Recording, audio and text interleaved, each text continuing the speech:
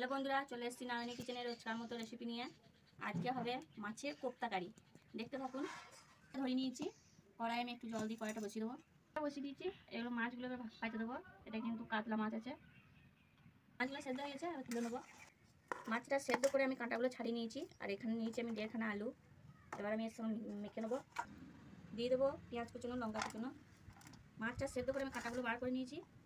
স্বাদ মতো লবণ, পরিমাণ মতন হলুদ, অল্প একটু ধনেপাতা কুচি। এবার নেবো।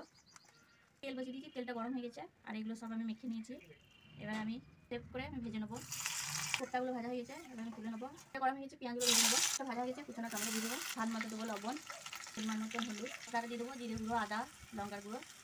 কষানো হয়ে গেছে, এরকম মশলা থেকে তেল ছেড়ে এসেছে, জল দিয়ে দেবো। এবার কোপ্তাগুলো সব দিয়ে দেবো, যে কড়াগুলো ভেজে রেখেছি। নামিয়ে নেবো। এই দেখুন, মাছের কোপ্তা কারিটা কমপ্লিট হয়ে গেছে। এই ভিডিওটা যদি ভালো লাগে একটা লাইক সাবস্ক্রাইব করে দেবেন আর কমেন্ট করে জানাবেন কেমন হয়েছে।